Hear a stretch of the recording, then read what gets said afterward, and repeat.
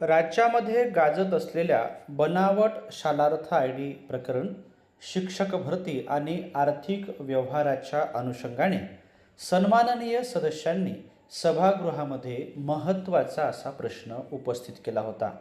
या प्रश्नाला सन्माननीय शालेय शिक्षण मंत्री महोदयांनी जे उत्तर दिलं ते अत्यंत महत्त्वाचं असं आहे. नेमका या संदर्भातला प्रश्न काय होता आणि त्याचं उत्तर काय आहे ते आज आपण या व्हिडिओच्या माध्यमातून जाणून घेऊया.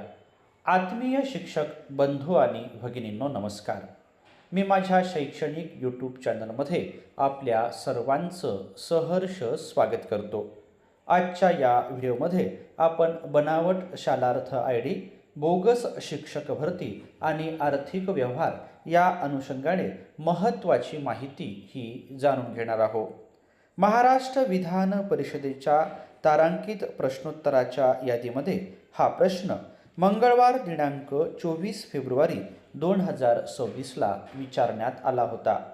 अशाच प्रकारच्या विविध शैक्षणिक माहिती, शासनाचे निर्णय जाणून घेण्यासाठी माझ्या या यूट्यूब चॅनलला जर आपण लाईक आणि सबस्क्राईब करा अशी नम्र विनंती मी आपल्याला या व्हिडिओच्या निमित्ताने करतो आहे. या ठिकाणी आपण सुरुवातीला विषय जाणून घेऊया.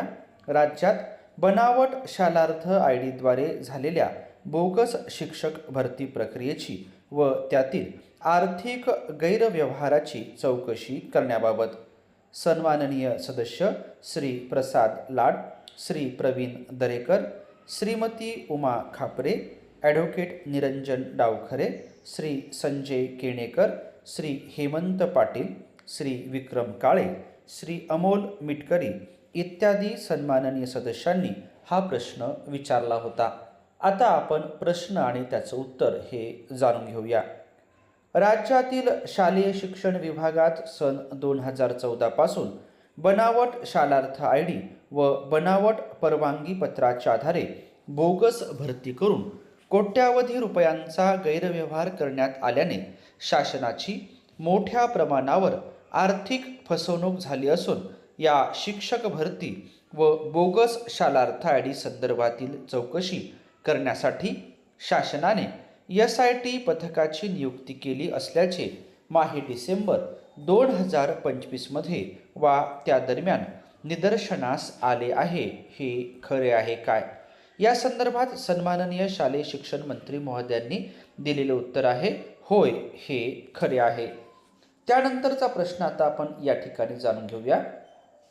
असल्यास लातूर जिल्ह्यातील शिक्षण विभागातही 1055 शिक्षक कर्मचाऱ्यांच्या नियुक्ती आदेश, मान्यता, रोस्टर नोंदणी इत्यादी नसतानाही शालार्थ आय डी या वेतन प्रणालीचा गैरवापर करून अधिकारी व खाजगी शिक्षण संस्था चालकांनी शेकडो कर्मचाऱ्यांच्या खात्यात नियमित वेतन जमा करून शासनाच्या कोट्यावधी रुपयांचा गैरव्यवहार केल्याचे, तसेच मराठवाड्यातील जालना, बीड, छत्रपती संभाजीनगर, परभणी आणि हिंगोली जिल्ह्यातही सन 2019 पासून आतापर्यंत 10,060 शिक्षकांना शालार्थ आय डीला मान्यता दिली असून कोरोना काळात शाळा बंद असताना व प्रशासकीय निर्बंध असतानाही सुमारे 4,000 शालार्थ आय डी मंजूर झाल्याचे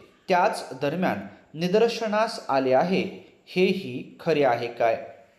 त्यानंतरचा तिसरा प्रश्न होता की असल्यास या भरती घोटाळ्याच्या प्राथमिक चौकशीत काही अधिकारी, मध्यस्थ तसेच शाळा व्यवस्थापन दोषी आढळून आल्याने त्यांच्या विरुद्ध सन 2023-2024 दरम्यान अटक व फौजदारी कारवाई करण्यात आली असून गोंदिया जिल्ह्यातील काही शैक्षणिक संस्था, संचालक व प्रमुख व्यक्तींचा या भरती गैरव्यवहारात सहभाग असून त्यांची चौकशी करून अद्याप कारवाई करण्यात आलेली नाही.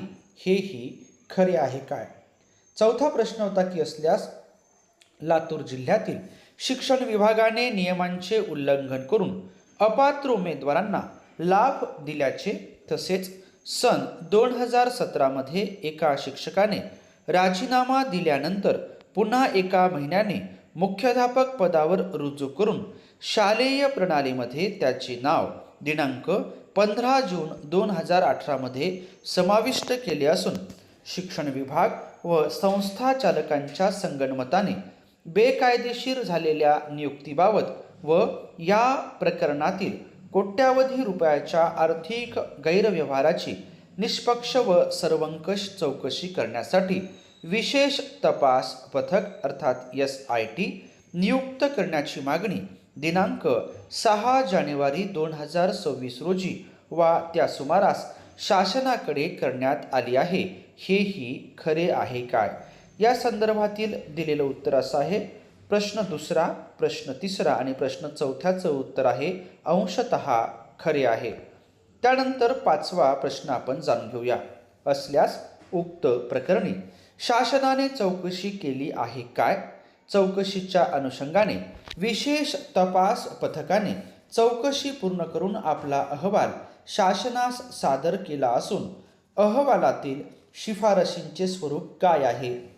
तसेच शिफारशींच्या अनुषंगाने बनावट शालार्थ ID व बनावट परवानगी पत्रांच्या आधारे बोगस शिक्षक भरती करून कोट्यावधी रुपयांच्या गैरव्यवहारात सहभागी असणाऱ्या शैक्षणिक संस्थेच्या प्रमुखासह संचालक व संबंधित दोषी व्यक्तींवर कोणती कारवाई केली आहे वा करण्यात येत आहे? आणि 6वा प्रश्न आहे की नसल्यास विलंबाची कारणे काय आहेत?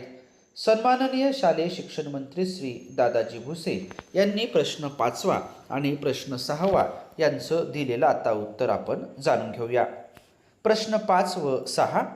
शालेय शिक्षण विभागांतर्गत राज्यातील बनावट शालार्थ ID प्रकरणे शिक्षक व शिक्षकेतर कर्मचारी यांना देण्यात आलेल्या अनियमित वैयक्तिक मान्यता, बनावट कागदपत्रांच्या आधारे बोगस भरती इत्यादी सर्व अनियमिततांची सखोल चौकशी करण्यासाठी दिनांक 7 ऑगस्ट 2025च्या शासन निर्णयान्वये राज्यस्तरीय विशेष चौकशी पथकाची अर्थात SITची नियुक्ती करण्यात आलेली आहे. सदर चौकशी पथकाकडून अद्यापही चौकशीची कार्यवाही सुरू असून याबाबतचा अंतिम अहवाल शासनास अद्यापही अप्राप्त आहे. सदर अहवाल प्राप्त झाल्यानंतर चौकशी अहवालातील शिफारशीनुसार या प्रकरणी पुढील नियमोचित कार्यवाही करण्यात येईल. राज्यात बनावट शालार्थ IDद्वारे झालेल्या बोगस शिक्षक भरती प्रक्रियेच्या अनुषंगाने सन्माननीय सदस्यांनी महत्त्वाचा प्रश्न हा सभागृहात उपस्थित केला होता.